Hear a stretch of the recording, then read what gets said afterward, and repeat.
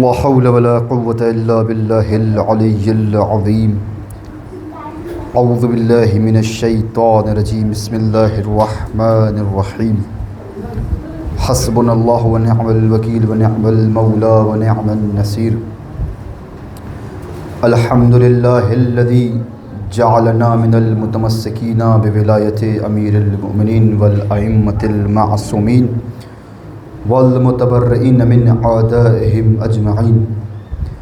ثم الحمد لله الذي هدانا لهذا وما كنا لنهتدي لولا أن هدانا الله. لقد جاءت رسل ربنا بالحق.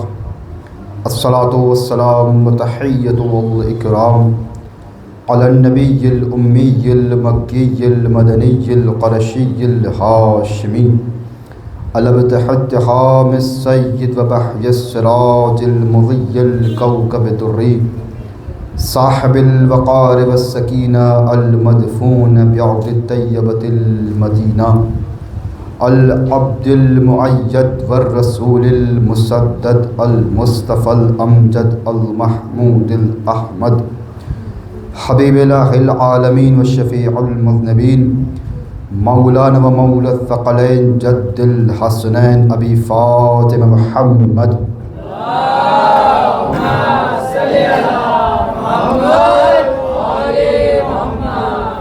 وعلى آل بیتہ الطیبین الطاہرین المعصومین المنتجبین المقربین واللعنة الدائمة على آدائهم أجمعين من الآن إلى قيام يوم الدين. أما بعد فقد قال الله تعالى وتبارك الله تعالى في محكم كتابه الحكيم فرقانه الحميد وهو الأصدق الصادقين وقوله الحق. بسم الله الرحمن الرحيم. قل لا أسألكم عليه أجرا إلا المودة في القربى. صلاة الله عليه.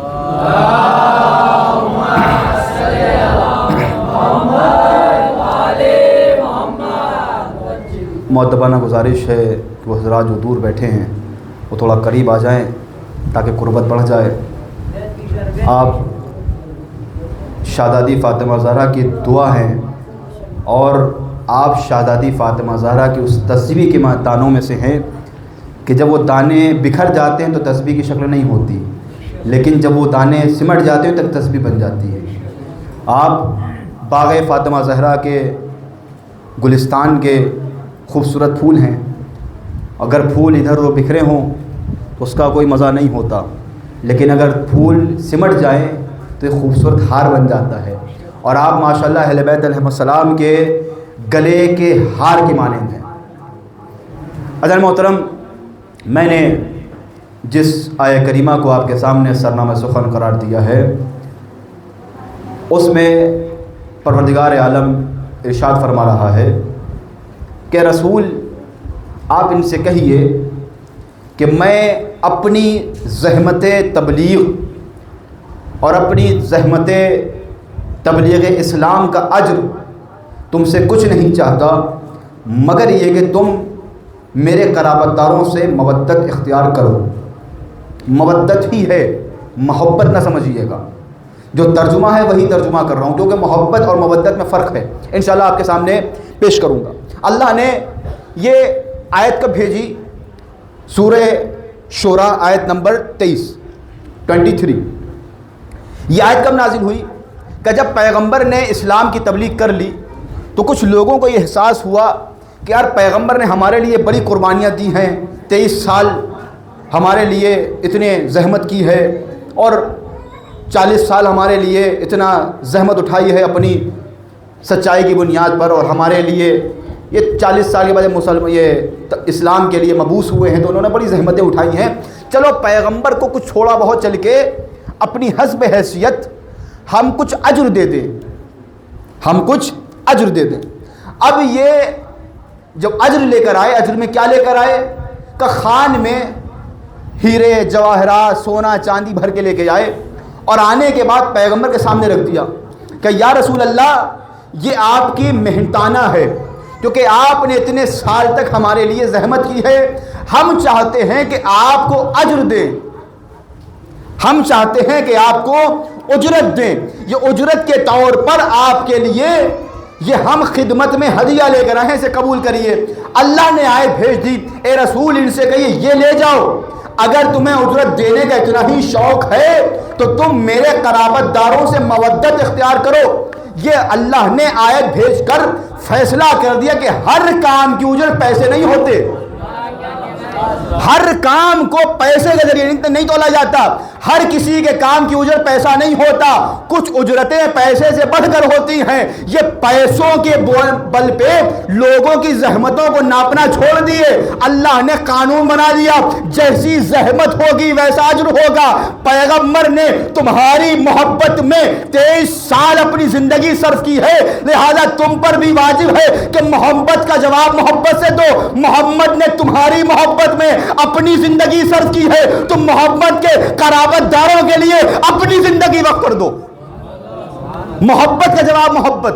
پیغمبر نے تمہاری محبت میں پتھر کھائے، پیغمبر نے تمہاری محبت میں سختیاں جھیلی، پیغمبر نے تمہاری محبت میں، اب کہیے تمہاری محبت کیسے، ہماری محبت کیسے، لوگوں کی محبت کیسے؟ محمد مصطفیٰ اپنی نبوت منوانے نہیں آئے تھے بلکہ انسان کو صحیح راستہ دکھانے آئے تھے، اور صحیح راستہ دکھانے میں پیغمبر کے دل میں لوگوں کی محبت تھی، اس لیے پیغمبر چاہتے تھے، محبت کرتے تھے کہ اس محبت کی بنیاد پر انہیں جہنم سے روک کر جنت لے جاؤں۔ یہ جنت میں لے جانا جنت کی محبت نہیں تھی، تمہاری محبت تھی، لہذا پیغمبر نے اپنی زندگی تمہاری محبت کے لیے دی ہے، اب تم اپنی زندگی محمد کی محبت میں دو۔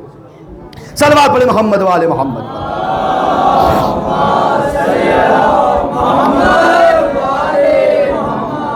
محبت کا جواب محبت سے۔ اللہ نے فیصلہ کر دیا کہ اگر تمہیں اجر دینا ہے تو تم اجر میں کیا دو؟ ہمارے قرابت داروں سے مودت۔ یا رسول اللہ محبت کیوں نہیں؟ محبت بھی اچھی چیز ہے، کہ محبت اچھی چیز نہیں ہے؟ کہ نہیں، محبت نہیں چاہیے، مودت چاہیے۔ یہ فرق یاد رکھیے گا ذہنوں میں اپنے، محبت اور مودت میں فرق ہے، تھوڑا سا فرق ہے لیکن بہت بڑا فرق ہے۔ محبت کسی سے بھی ہو سکتی ہے، محبت میں شرط نہیں ہے کہ محبت اچھی چیز سے ہو، محبت غلط سے بھی ہو سکتی ہے، محبت اچھے سے بھی ہو سکتی ہے، محبت اچھائی سے بھی ہو سکتی ہے، محبت برائی سے بھی ہو سکتی ہے، لیکن مودت کبھی بھی اچھائی کے علاوہ کسی اور سے نہیں ہو سکتی۔ محبت اور مودت میں فرق ہے، محبت ہو جاتی ہے، مودت پیدا کی جاتی ہے۔ سمجھ رہے ہیں؟ محبت ہو جاتی ہے۔ آپ نے کسی چیز کو دیکھا، ایک خوبصورت سا جانور آپ نے دیکھ لیا، مثال آپ کے سامنے اچھی دوں ورنہ آپ کہیں مولانا صاحب بھونڈی مثالیں دے رہے ہیں جو کہ ممبر کا تقدس ہے۔ آپ نے ایک بہت خوبصورت چیز دیکھی، کچھ خوبصورت جانور دیکھ لیا، کوئی خوبصورت پھول دیکھ لیا، آپ کے دل میں اس کی محبت ہو گئی۔ اب آپ چاہ رہے ہیں کسی طریقے سے میں اس کو اپنے پاس لے آؤں۔ یہ کیوں؟ کوشش کیوں ہے؟ وہ سامنے والا بیچنے کو تیار نہیں، اور آپ جو ہیں وہ اس کے پیچھے لگے، بھائی یہ جانور مجھے دے دو، یہ جانور مجھے دے دو۔ کہ بھائی مجھے نہیں بیچنا، کہ نہیں تم مجھ سے منہ مانگی قیمت دے لو۔ یہ کیوں دے رہے ہیں آپ منہ مانگی قیمت؟ بھائی اس کی قیمت بازار میں 10,000 ہے، آپ 15,000 20,000 کیوں دے رہے ہیں؟ کہ مجھے اس سے محبت ہو گئی ہے، محبت ہو گئی ہے۔ جاندار سے بھی ہو سکتی ہے، غیر جاندار سے بھی ہو سکتی ہے، اچھے سے بھی ہو سکتی ہے، برے سے بھی ہو سکتی ہے۔ کسی کو برائی سے محبت ہے، کسی کو اچھائی سے محبت، تو محبت خود بخود ہو جاتی ہے، یہ ایک فطری چیز ہے۔ لیکن مودت فطری چیز نہیں ہے، مودت پیدا کرنا پڑتی ہے، اور محبت کا ریئیکشن نہیں ہوتا، مودت کا ریئیکشن ہے۔ کہ کیا مطلب؟ کہ محبت صرف اور صرف دل میں رکھنے سے کام ہو جاتا ہے۔ آپ کے دل میں کسی کی محبت ہے، ضروری نہیں کہ آپ اسے ظاہر کریے، لیکن مودت جو پیغمبر نے فرمایا ہے اس کی وجہ یہ کہ محبت کا ریئیکشن نہیں ہے، محبت دل کے ایک عاطفی، ایک اندرونی میل کا نام ہے، لیکن مودت جب ہوتی ہے تو اس کا ریئیکشن ظاہر ہوتا ہے۔ کہ کیا مطلب؟ کہ جس سے انسان کو مودت ہوگی اس کے لیے ریئیکشن بھی ہوگا۔ کہ کیا مطلب؟ تو قرآن میں اللہ نے کہا ہے کہ ہم نے زوجہ اور شوہر کے درمیان مودت پیدا کی ہے، رحمت پیدا کی ہے، یہ محبت کیوں پیدا نہیں کی اللہ نے؟ کہ اس لیے کہ اس کا ریئیکشن ظاہر ہو۔ کہ ریئیکشن کیا ظاہر ہوگا؟ کہ ریئیکشن یہ ظاہر ہوگا کہ شوہر جب بیوی سے محبت نہیں مودت کرے گا تو اس کے لیے پاسداری بھی کرے گا، اس کے لیے زحمت بھی کرے گا۔ یہ جو باہر 8-8 گھنٹہ 12-12 گھنٹہ جاب کر رہا ہے، یہ کیوں کر رہا ہے؟ کہ بیوی کو پالنا ہے، بیوی کے خرچے پورے کرنے ہیں۔ کیوں بھائی؟ کہ میں بیوی سے مودت کرتا ہوں۔ یہ مودت جو اللہ نے پیدا کی ہے، اسی لیے آپ باہر جا کر 12-12 گھنٹے دھوپ گرمی سردی چھوڑ کر زحمت کر رہے ہیں۔ یہ ریئیکشن ہے کس کا؟ مودت کا۔ اللہ کے رسول نے مودت مانگی ہے، محبت نہیں مانگی۔ کہ کیا مطلب؟ کہ تمہیں اہل بیت سے جب مودت ہوگی تو اس کا ریئیکشن بھی ہوگا۔ کہ کہاں ریئیکشن دکھے گا؟ آؤ فرش اعضاء پر ہم تمہیں ریئیکشن دکھاتے ہیں۔ جب انسان اپنے گھر کی دوریوں کو بھلا کر، گرمی کو بھلا کر، سردی کو بھلا کر، بارش کو بھلا کر بھیگتا ہوا فرش اعضاء پر چلا آئے، ماتم کے حلقوں میں کھڑا ہو کر اپنے سارے غم بھول کر حسین حسین کرتا نظر آئے، یہی مودت کا ریئیکشن ہے، یہی مودت اللہ نے مانگی ہے، یہ مودت ہے۔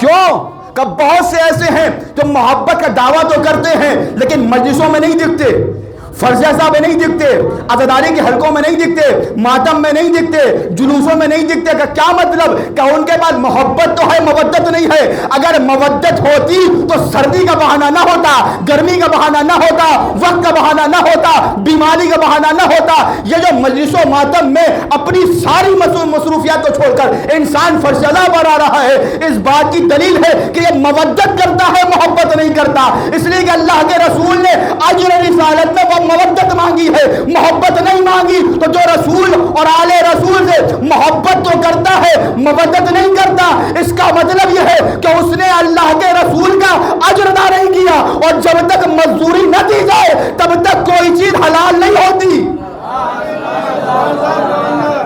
نماز رسول نے کیا کہا؟ میری زحمتوں کا اجر کیا ہے؟ مودت۔ مودت نہیں ہے تو اس کا مطلب رسول کی اجرت ادا نہیں کی۔ اجرت کا قانون یہ ہے کہ جب تک آپ کسی کے مزدور کی یا کسی کی بھی اجرت نہ دے دیں تب تک وہ مال آپ کے لیے جائز نہیں ہے۔ رسول نے مال تو مانگا نہیں، مال آپ کو جتنا کھانا ہے اتنا کھائیے، لیکن اب بچا ہے نماز، روزہ، حج، زکوٰۃ، یہ ساری کی ساری چیزیں قرض ہیں۔ جب تک اس کی اجرت ادا نہ کی جائے تب تک یہ نماز اللہ کہے گا یہ تو ناقص ہے۔ کیوں؟ کیونکہ تم نے نماز تو پڑھی ہے، اجر ادا نہیں کیا، اجرت نہیں دی۔ روزہ تو رکھا ہے، اجرت نہیں دی۔ جب اجرت نہیں دی ہے تو اس کا مطلب ہے کہ نماز تمہاری ناقص، اور اللہ کہہ رہا ہے کہ میں کامل ہوں، کمال کو پسند کرتا ہوں۔ اسی لیے اللہ نے نبی سے آخری وقت یہ کہہ دیا تھا کہ اے نبی رسول، اللہ کے طرف سے جو پیغام آیا اسے پہنچا دیے۔ کون سا پیغام؟ کون سا پیغام پہنچایا؟ بتائیے کون سا پیغام؟ ولایت امیر المومنین۔ جب پہنچا دیا تو اللہ نے کہا ہم نے آج کے دن آپ کا دین بھی کامل کر دیا، اسلام بھی کامل کر دیا، نعمتیں تمام کر دی۔ کیوں تمام کر دی؟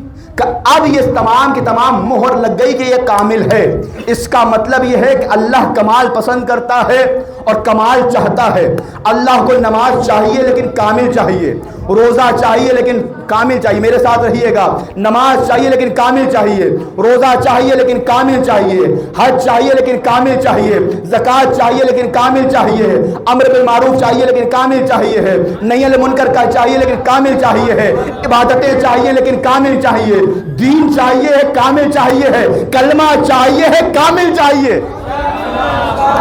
یہ سب کا سب کامل چاہیے. یا اللہ یہ کامل کب ہوگا؟ کہ کامل تبھی ہوگا جس سے محمد کا دین کامل ہوا ہے, جس سے محمد مصطفیٰ کی تبلیغ کامل ہوئی ہے. جاؤ دیکھو کہاں پر پیغمبر نے اعلان کر کے کہہ دیا ہے کہ جاؤ اب علی کو جو مانے گا اس کا دین کامل ہے. جب محمد اعلان کر چکے, اللہ نے آیت اکمال بھیج کر یہ بتا دیا کہ دیکھو نماز کامل ہوگی تو ولایت علی کی بنیاد پر, روزہ کامل ہوگا ولایت علی کی بنیاد پر. اب جو علی کی ولایت کے ساتھ ساتھ عمل کرتا جائے گا میں اسے کامل بناتا جاؤں گا اور کامل بنا کے اسے اجر بھی کامل دوں گا. لیکن اگر علی کی ولایت نہ ہوئی, عبادتیں کامل نہیں ہوں گی, جب عبادتیں کامل نہیں ہوگی تو میں نفس کو قبول نہیں کرتا. مجھے کمال چاہیے ہے, پہلے جا کر ولایت علی لے کر آؤ پھر نماز لے کر آنا. صلوات پڑھے محمد والے محمد.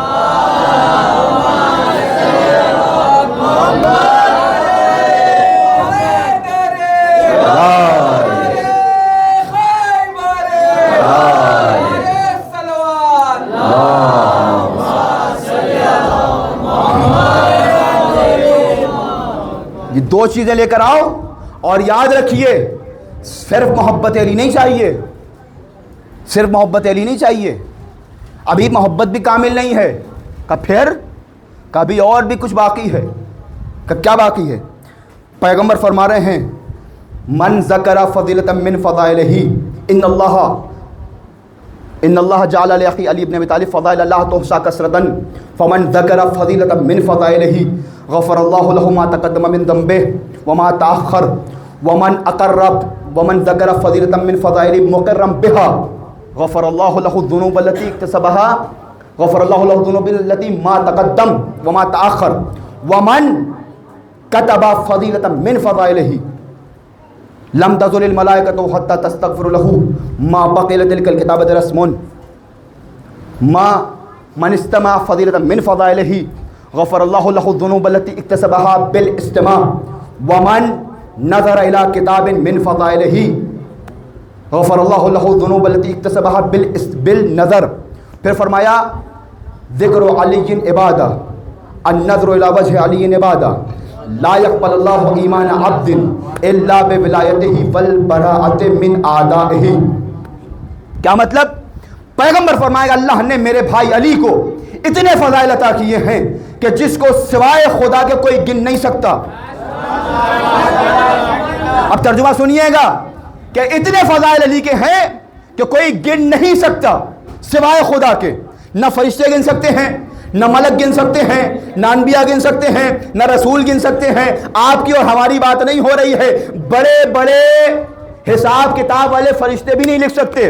حتیٰ کہ جو پوری دنیا کے ملک الموت اور موت کا حساب رکھتا ہے وہ بھی نہیں گن سکتا. ملک الموت پوری عالم انسانیت کی موت کا حساب رکھتا ہے لیکن وہ بھی نہیں گن سکتا سوائے خدا کے.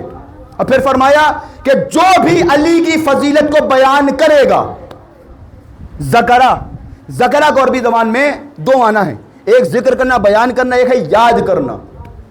اس کا مطلب یہ ہے کہ مولا کائنات کے فضائل کو صرف ذہن میں یاد کرنا بھی عبادت ہے. بیان کرنا الگ. تنہائی میں لیٹے ہوئے ہیں آپ اور لیٹنے کے بعد آپ نے مولا علی کی ایک فضیلت کو ذہن میں سوچا اور اس کا اقرار کر لیا. رسول فرماتے ہیں اللہ اس کے تمام گناہوں کو معاف کر دے گا. من ذکر فضیلۃ من فضائلہ غفر اللہ له الذنوب التي ما تقدم وما تأخر. جو گزر چکے ہیں, جو آنے والے ہیں وہ بھی معاف کر دے گا. یہ آنے والے کے بعد ہے کہ انسان غفلت کی بنیاد پہ کرے. اس کے بعد لیکن شرط یہ ہے کہ اقرار کرتا ہو, کسی کو چاپلوسی کرنے کے لیے بیان نہ کر رہا ہو. ممبر پہ آ کے مولائے کائنات کے فضائل پڑھے لیکن اقرار کرتے ہوئے, نوٹ کمانے کے لیے نہیں. کیونکہ بہت سے ایسے ہیں جو اہل بیت کے نام پر اپنی دکانیں چلا رہے ہیں, دل میں اقرار نہیں ہے لیکن پڑھتے ہیں تاکہ مجمع خوش ہو جائے اور ہمیں نوٹوں سے نواز دے. علی کی محبت پہ فضائل پڑھتا ہو, نوٹ کی چمک دیکھ کے نہ پڑھتا ہو. اس کے بعد من ذکر من نظر الی کتاب من فضائلہ، جو علی کے فضائل میں لکھی ہوئی کسی کتاب کی طرف نظر کرے تو خدا اس کے ان گناہوں کو معاف کر دے گا جو اس نے آنکھوں کے ذریعے کیے ہوں۔ آخری منزل جو ابھی میں نے کہا کہ صرف ولایت قبول نہیں ہے، ابھی آ رہا ہوں آگے۔ اس کے بعد جو علی کے فضائل کو لکھے، ایک فضیلت لکھ دے، جب تک وہ کتابت موجود رہے گی تب تک فرشتے اس کے لیے استغفار کرتے رہیں گے۔ سوشل میڈیا کا زمانہ ہے، واٹس ایپ، فیس بک، انسٹاگرام، ساری چیزیں ہیں، اس پر آپ نے مولائے کائنات کی ایک فضیلت لکھ کے لگا دی۔ کتنی دیر تک رہتا ہے اسٹیٹس؟ 24 گھنٹے تک۔ یہ 24 گھنٹے تک اگر آپ نے مولائے کائنات کی ایک فضیلت لکھ کر لگا دی، جب تک یہ اسٹیٹس باقی رہے گا تب تک آپ کا اسٹیٹس بڑھتا رہے گا۔ فرشتے ایک فضیلت لکھنے پر آپ کے لیے استغفار کریں گے جب تک وہ کتابت موجود رہے گی۔ 24 گھنٹے تک فرشتے آپ کے لیے استغفار کر رہے ہیں۔ اس کے بعد من استمع الی فضیلۃ من فضائلہ غفر اللہ لہ الذنوب التي اکتسبها بالاستماع، کہ جو علی کے فضائل کو غور سے سنے، غور سے کان کھول کر سنے، باہر کھڑے ہو کے صرف ہوائی میں نہیں کہ آواز آ رہی ہے کان میں نہیں، غور سے سنے، یعنی فرش عزا پر بیٹھ کر سنے، غور سے سنے، کان لگا کر سنے، تو اللہ اس کے ان گناہوں کو معاف کر دے گا جو اس نے غور سے کان لگا کر سنے ہوں گے۔ کون سے گناہ ہیں جو انسان کان لگا کے سنتا ہے؟ مان لیے میوزک، اگر انسان نے کوتاہی کی بنیاد پر، توجہ، عدم توجہ کی بنیاد پر یہ نہ سوچا کہ بھئی گانا حرام ہے سنتا رہا غفلت کی بنیاد پہ ہی صحیح، لیکن کان کھول کے سن رہا ہے موبائل میں لگا کے باقاعدہ، تو روایت کی بنیاد پر شاید اس کے گناہ معاف ہو جائیں جو اس نے کان سے غور سے سنے ہوں۔ اس کے بعد پیغمبر فرماتے ہیں النظر الی وجہ علی عبادہ، علی کے چہرے کی طرف دیکھنا عبادت، وذکر ہو عبادہ، اور علی کا ذکر عبادت ہے۔ اب یہاں پہ منزل ہوتی ہے کہ ولایت صرف ولایت قبول نہیں ہے، پیغمبر فرما رہے ہیں لا یقبل اللہ ایمان عبد الا بولایتہ والبراءۃ من اعدائہ، کہ خدا کسی بندے کے عمل کو قبول نہیں کرے گا مگر یہ کہ اس کے دل میں علی کی محبت ہو، اور علی کی محبت کے ساتھ ساتھ دشمنان علی سے نفرت ہو۔ اگر علی سے محبت ہو لیکن علی کے دشمنوں سے نفرت نہ ہو تو خدا کسی کے ایمان کو قبول نہیں کرتا، اور تمام عبادتوں کا دار و مدار ایمان پر ہے، جو جب ایمان ہی کھوکھلا ہے تو عبادتوں کا کوئی حظ نہیں ملنے والا۔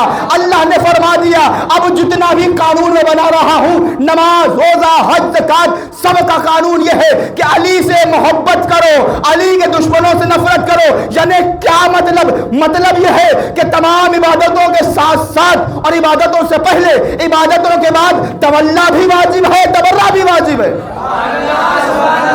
صلوات پڑھیں محمد والے۔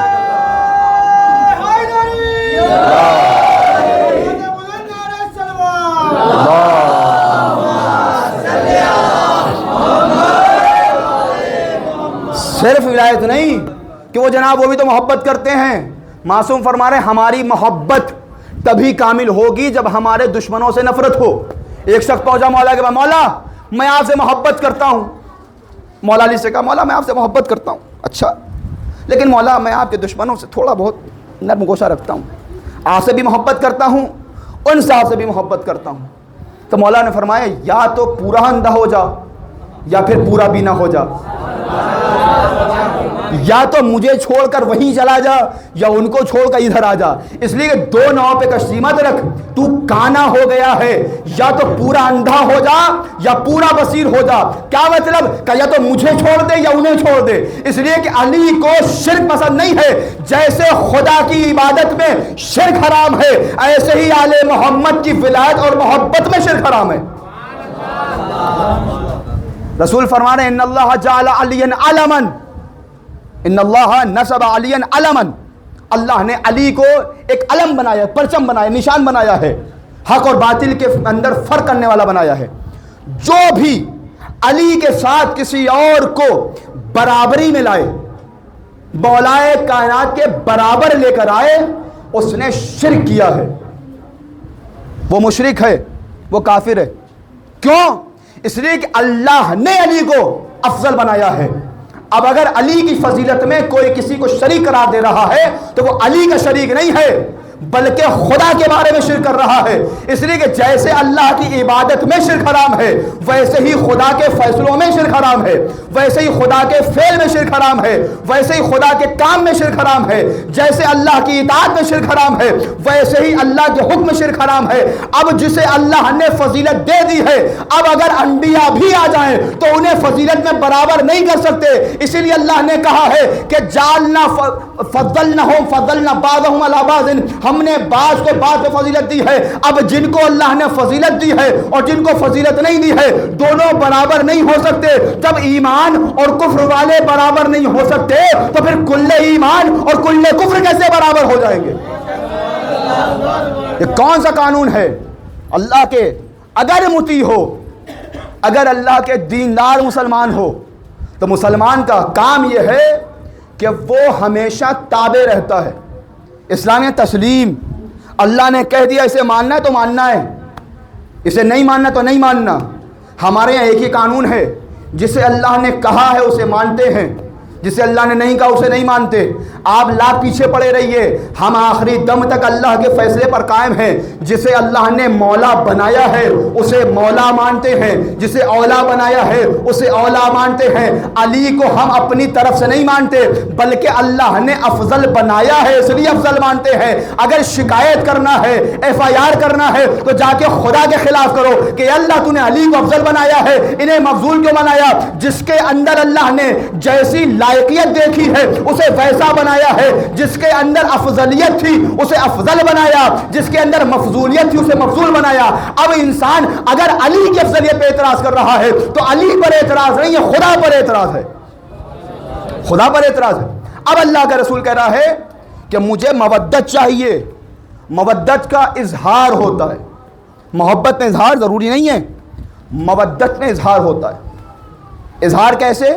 مثال دے رہا ہوں، مچھلی آپ کھاتے ہیں ماشاءاللہ، آپ لوگ تو خوب کھاتے ہوں گے مچھلی۔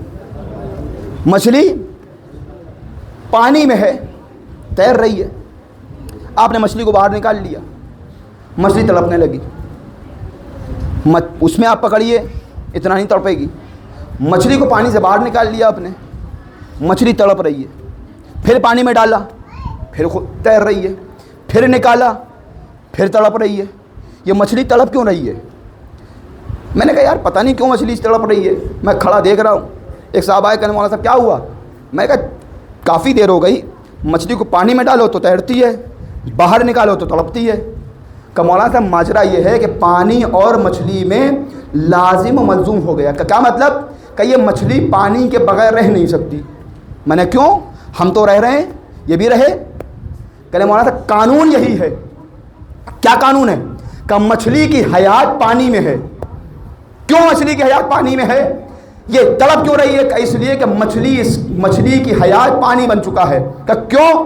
کہ اس لیے کہ مچھلی کو پانی سے مودت ہو گئی، مچھلی کو پانی سے مودت ہو گئی، اب یہ پانی کے بغیر جی نہیں سکتی۔ یہ کیوں تڑپ رہی ہے؟ کہ اس لیے کہ ریئیکشن تھا، پانی اس کی حیات ہے، اس کا ریئیکشن یہ ہے کہ جب تک پانی سے دور رہے گی اسے چین نہیں آئے گا، جب پانی کے قریب جائے گی اسے سکون ملے گا، اسے حیات ملے گی۔ اب ہم سے پوچھتے ہیں یہ شیعہ لوگ مجلسوں کے بغیر کیوں نہیں رہتے؟ کوئی مر جائے تو مجلس، کوئی 40واں ہو تو مجلس، 10واں ہو تو مجلس، برسی ہو تو مجلس، اتنی مجلسیں پورا سال تو ان کا مجلسوں میں گزرتا ہے۔ مسئلہ یہ ہے کہ ہمیں آل محمد سے مودت ہے، محبت نہیں ہے، اور مودت کا ریئیکشن ہوتا ہے جب تک ہم آل محمد کا ذکر نہ سن لے، جب تک اہل بیت کے فضائل نہ سنے، جب تک اہل بیت کے مصائب نہ سنے ہمیں چین نہیں آتا۔ یہ مودت کا اظہار ہے کہ ہم فرش عزا پر بیٹھ کر اہل بیت کے فضائل بھی سنتے ہیں، مصائب بھی سنتے ہیں، اس لیے کہ ہمیں آل محمد سے مودت ہے،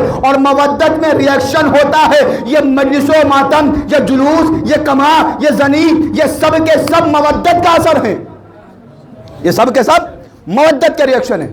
مودت نہ ہوتی تو ہم نہ کرتے۔ اب عزیزان محترم، اہل بیت سے اللہ نے اور رسول نے مودت کا حکم دیا ہے۔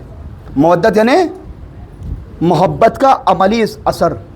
اب انسان کو اگر مودت ہے تو محبوب کے پسندیدہ چیز جو ہوتی ہے اس سے انسان محبت کرتا ہے اور اس کا اظہار بھی کرتا ہے۔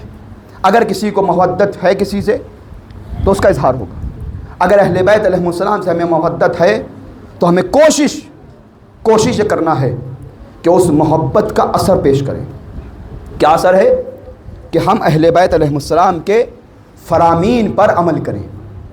جو اہل بیت نے کہا ہے اسے کریں، جو کیا ہے اسے کریں۔ اگر اہل بیت علیہ السلام کی سیرت ہماری زندگی میں نہیں اترتی تو محبت تو ہے، مودت نہیں ہے۔ لیکن مودت کا بھی، محبت کا بھی اثر ہے۔ ایسا نہیں ہے کہ اگر کسی کو اہل بیت سے محبت ہے اور وہ پوری طریقے سے اہل بیت کی زندگی کو اپنی زندگی میں نہیں اتار پا رہا تو اس کا کوئی فائدہ نہیں۔ بہت فائدہ ہے۔ اس کا اثر انسان کو مرنے کے بعد پتہ چلے گا۔ ہم چاہے جو فیصلہ کرتے ہیں لیکن یہ فیصلہ سارا کا سارا اہل بیت و خدا کا ہے۔ ہم اس کے معاملات میں نہیں پڑھ سکتے۔ جو اہل بیت نے کہا ہے ہمیں وہ پہنچانا ہے۔ جنت کس کو ملنا ہے، جہنم کس کو ملنا ہے، یہ اہل بیت اور خدا کا فیصلہ ہے کہ کس کو جنت دلوائیں گے، کس کو جہنم دلوائیں گے۔ ہمیں اپنی پوری کوشش کرنا ہے عمل کی، مودت کی، تاکہ اس محبت کو عملی رنگ دے۔